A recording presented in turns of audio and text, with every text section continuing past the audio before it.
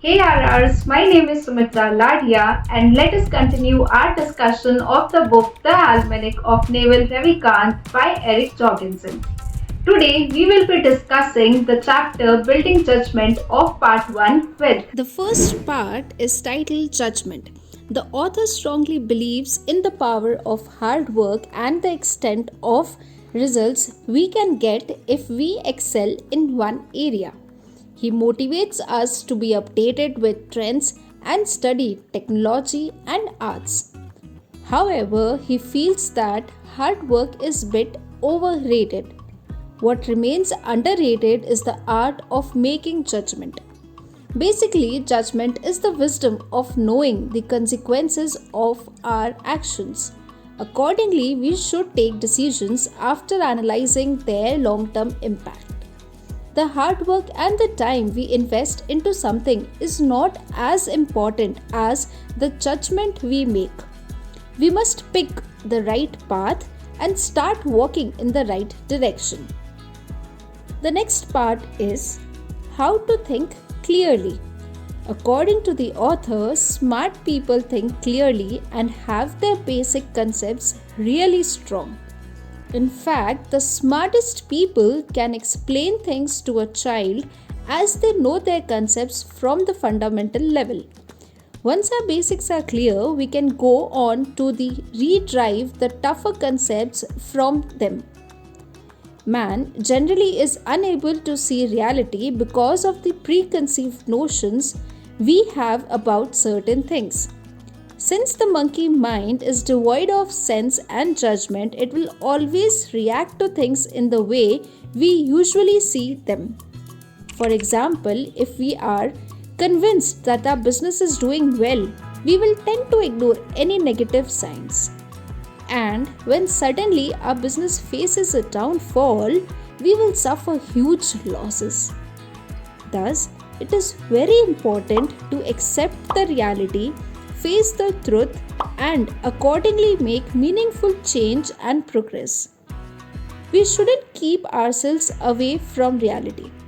However, we must keep our ego aside if we wish to embrace the truth.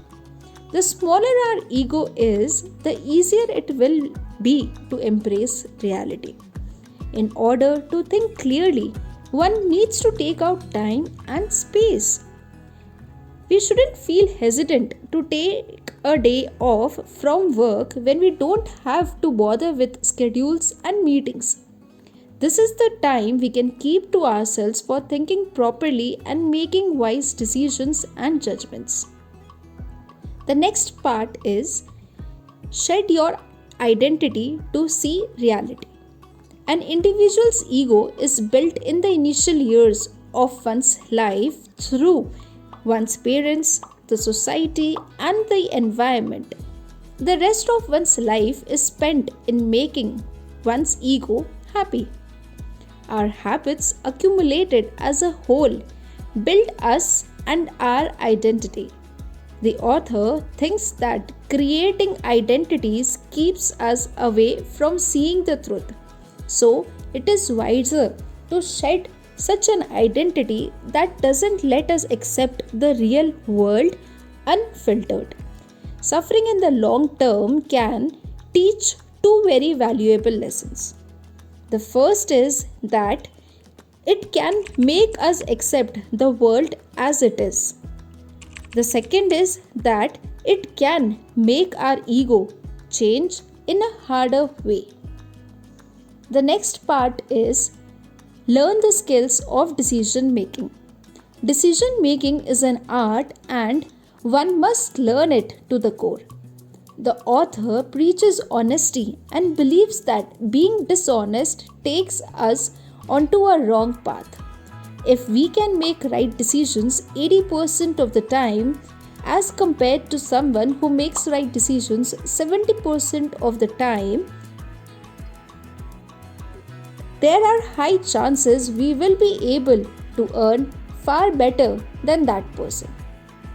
The next part is collect mental models. If we don't have the ability to make good judgments, an easier way out is to eliminate the wrong judgments. Let's cut the things that will not work from the list and analyze the ones that remain on our list. After all, it is about avoiding incorrect judgments.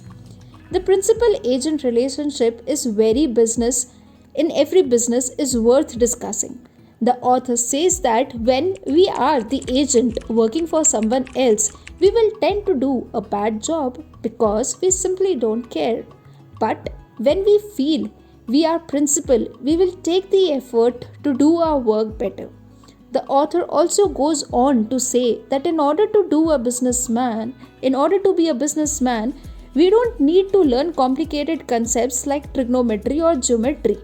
Basic math is underrated. All we need to learn is arithmetic, probability, and statistics. While taking a particular decision, if we realize that we are unable to make a choice, the answer is simply no. Let's not capitalize on decisions that are difficult for us to take.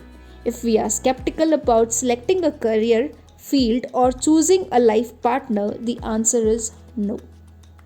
This is because the world is huge and there are tons of options available for us. Choosing a city to live in, selecting a career stream, or selecting a relationship are very long-term decisions that will affect us for a huge span of time. So the answer should be yes, only and only if we are pretty certain about our choices.